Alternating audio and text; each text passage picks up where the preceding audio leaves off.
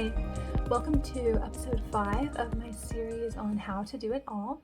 I'm J. Grace Pennington, an independent author and stay-at-home mom of 4 little girls, and this is, as I said, episode 5 of my series on living your dreams right where you are in life. So this episode, we're going to talk about doing one thing at a time. So one thing I just want to say right away, and just get this out there, is that I am a perfectionist. Complete 100% perfectionist, always been that way. And I'm also an absolutist, very black and white thinker about basically everything. So for a long time, these ways of thinking actually seriously inhibited my ability to make much progress in attaining my goals. So like all traits, they do have their pros and cons. They have positives and negatives, of course. But when it comes to habit formation in particular, the need to have everything be perfect definitely has its downsides. So despite our brain's extraordinary ability to form new habits, it can only do so much at once. And also, studies have actually shown that willpower is a finite resource. So trying to draw on it too much at once will inevitably cause failure in one or more areas. So we can't start too many things at once. Even after I knew this to be true, I personally struggled with actually implementing it. It just felt wrong to actively allow things to be less than perfect. I had my goals, I had areas where I knew I needed to improve. So with that in mind, how could I give myself permission to let certain things go for a time so that I could focus on others? To be honest, it's something that I still struggle with all the time. But it's when I force myself to overcome that propensity that I make real progress. So let's dig into a couple of examples from my journey, and hopefully that will give you something to think about with your own personal goals and, things you want to work on. So if you recall my list of goals and priorities from the last episode, my relationship with God is the highest on my list. And I knew that if I really and truly meant that I was going to have to get actively consistent with daily Bible reading and prayer. And these things are habits I've tried and failed to form my whole life. So what made this time different?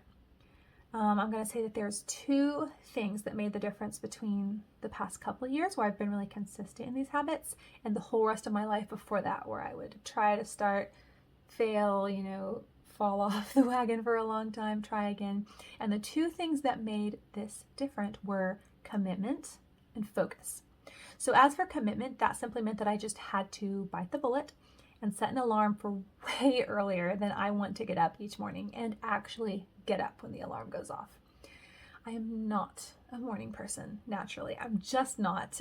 So in and of itself, just that was a hard step for me to make. And that also is something many times in my life I've said, I'm going to start getting up early, tried to do it, did it for a few days, and then just didn't sustain it. So that meant I had to also commit to using that time in the morning to focus on my actual goal. I had to actually set aside that time early in the morning to be used for Bible and prayer and for nothing else. So as a mom of multiple littles, I have pretty limited time during each day that I can devote to my own personal things. And early mornings are some of those times. The kids are still asleep. But I can't do everything in the early morning. There's only so much time. So there have been seasons in the past that I have used early mornings to write or to exercise, both things that I wanted to work towards.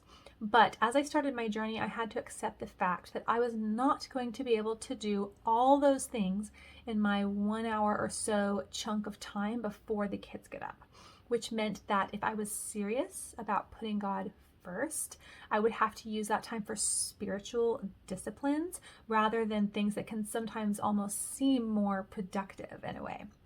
So in the beginning of my journey toward better time management, sometimes that meant that exercise or writing or something else was just not going to get done that particular day. And I had to learn to be okay with that. So here's another example. Weight loss was another item that was on my list at the time. I started my weight loss journey after my 3rd born was done breastfeeding. And with my rather extreme personality, it was easy to just want to go all out and all in all at once. I knew from experience, however, that this would be overwhelming to me. And would it be ideal if I could just immediately jump into the perfect diet and a perfect record of perfect exercise immediately? Yes, that would be great. But I had to take the hard step of admitting that that was not going to be possible. So I mapped out my journey in steps and in increments. I focused on diet first, and I even broke that down into some steps. So first, I took a few months just to be very intentional about how much I ate. Just practicing some serious portion control, avoiding a ton of added sugar, very simple things, and that was it. And that did actually get me down a number of pounds just doing that.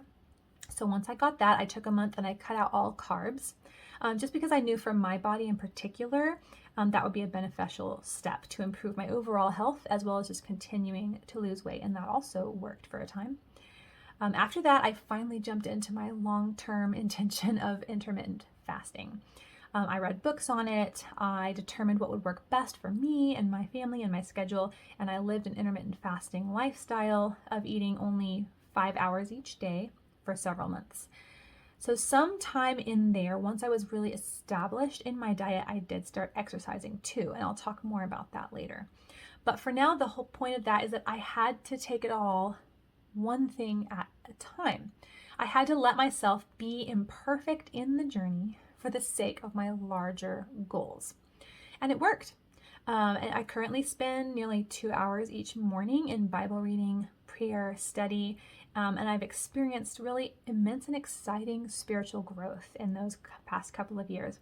I got down to my goal weight before I got pregnant again, and I was able to maintain healthy weight gain in pregnancy by just implementing some of those same eating principles, even though, obviously it does require more food. But I could no longer practice intermittent fasting. There were still things I learned about my body and just about how I needed to eat that really benefited me even in pregnancy. And then since that baby was born, I've been able to reach my goal weight again just by implementing some of those same habits that I had put into place before. But to get to this place at all, I had to first learn to just take it one step at a time, to give myself permission to focus on one thing at a time, and to allow slow progress rather than perfection. So now it's your turn. I want you to look at your list of goals and just decide, what do you want to focus on first? Pick one thing off that list and one thing only, and just let yourself focus on that for a few weeks to the exclusion of your other ambitions. And so remember, as you make your way along this journey to live your dreams, each new achievement will build on the last. So even if you're not actively working toward those other goals, anything that you do now is getting you to a healthier place and a habit building place that will help ultimately with those other things. And as time goes on, you'll get to see your day-to-day life blossoming into what you want it to be. So just take it one area at a time. So thank you very much for watching. Next time I'm going to get into a little bit more specific time management. So stay tuned for that. And thank you again, and have fun.